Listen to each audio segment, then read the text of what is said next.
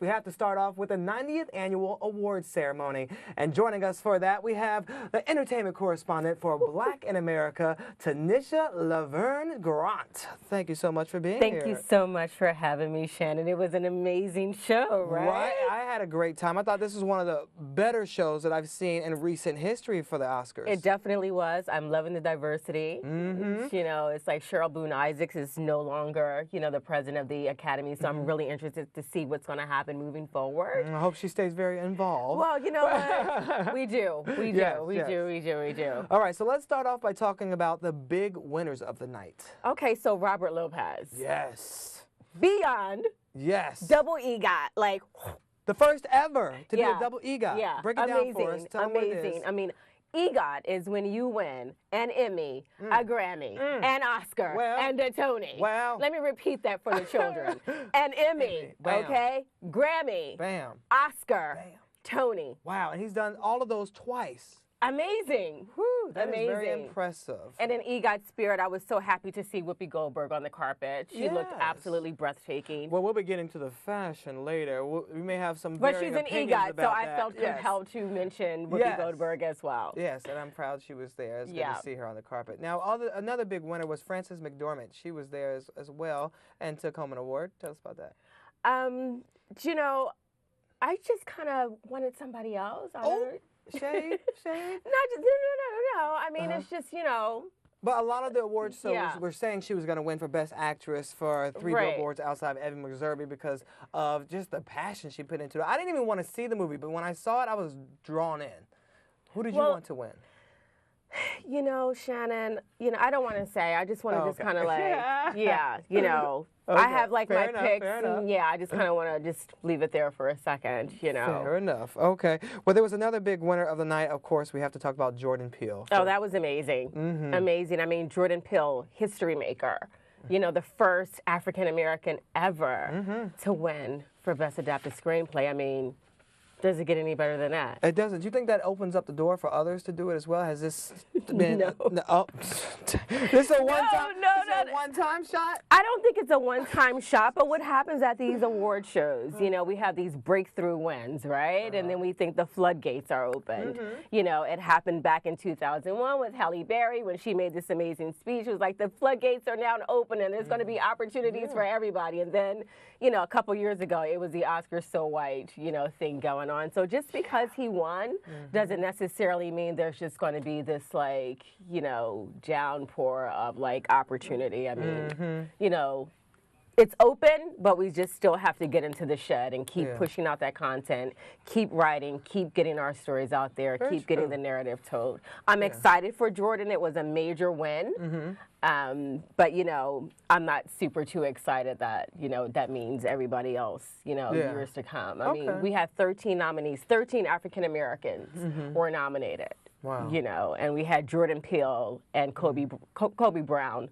Brian, I'm sorry. Yeah. I did it. Somebody Washington on there, but whatever. Little slip. Well, and you know, well, I want to talk about Kobe Bryant a little bit later also, but let me first ask you about Shape of Water. It was also a big winner. Yes. Shape of Water. Yes. Absolutely beautiful. I mean, so well done. Well deserved. Everything about it. I mean, I don't have anything to say about, you know, The Shape of Water. Yeah, well, I just don't. It was nominated for 13, the most nominations of the night. Right, so I mean, it's like... Stats, I mean, you can't go wrong there, but it only took home 4. But that's still a good number, right? Yeah, absolutely. And it got the best award of the night. Absolutely. Why not? Yes, Why not? So they took home the best film, so we'll see if they can keep, you know... Keep the momentum? Yeah, keep the momentum going, because Octavia Spencer is definitely keeping the momentum going. I love Octavia Spencer, but I just want to see her in something else. Yeah. You know what I mean? It's like... To show her range. Right, because she's such a wonderful talent, you know, and we just kind of see her playing that same role over and over and over again, and she's such a beautiful woman, both inside and out, and I would just...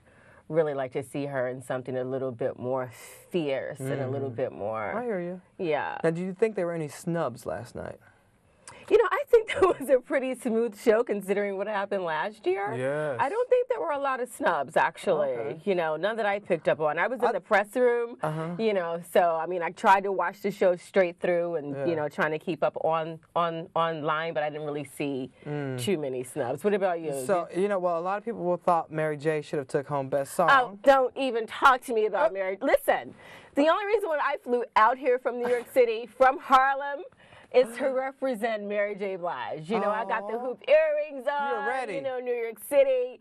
Mary J. Oh. I was like blown back. I was upset. I wanted to stamp around the newsroom or the press room like a 5-year-old. So you do think she was snubbed then? Well, you know, I'm just partial. I'm being partial. I got to say that I am being partial to Mary. Okay. You know, and not just because she's an African-American woman, but because she has just gone through so much in her life. And it's just so wonderful to see her just push through. Yeah. You know, like she's just like, listen, I don't care what happens to me. I'm coming up out of the fire like the phoenix. And I told her last night, I said, I'm rooting for you. You're going to win. I know it's going to happen. So I'm not going to say that. And we both wore white gowns. I know y'all were ready.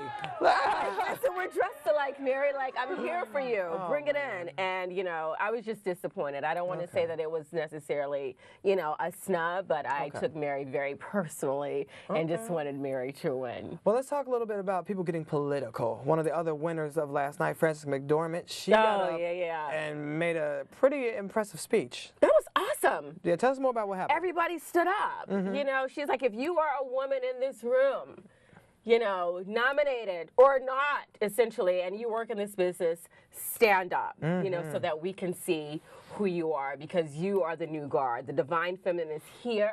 We're at the helms, and we're just not taking any prisoners. It is our time. And she just made that statement, and it was so well done. You know, oh, wait a minute. What was so funny about that moment, too, Meryl Streep, when she says, Meryl, stand up so that everybody else can stand up. I know, right? So she doesn't, they're going to follow suit. Meryl, you know, Meryl is definitely amazing. Yes, she is. So she's kind of one of my favorites, but I'm not even going to. Okay. I love Meryl. Well, the other thing she said was hashtag, I'm going to make it a hashtag, inclusion writer.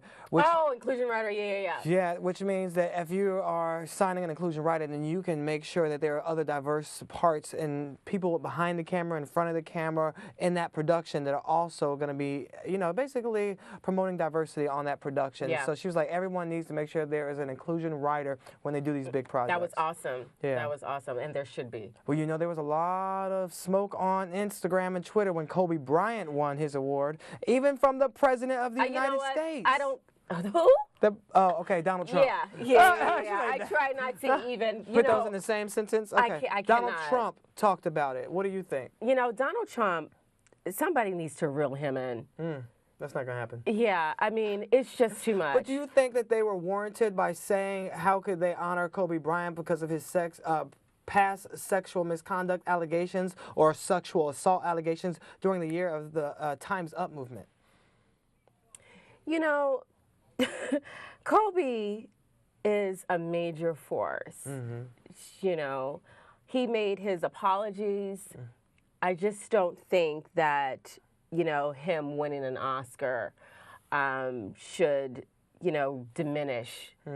Or what I'm trying to say is the past, you know, I really don't think that should diminish him winning his Oscar. Fair enough. You know, because I think, too, it was, you know, there's a lot of allegations, things are unfounded. But we'll stick with the positive stuff and just say congratulations to all the winners out there that took home an award, and even those that were nominated. Congratulations to them, too, because that's still a big feat. And congratulations for you being so beautiful displaying this white in color. I'm trying. Yes, and we're going to talk more about the in color when we come back with more Arise Entertainment 360.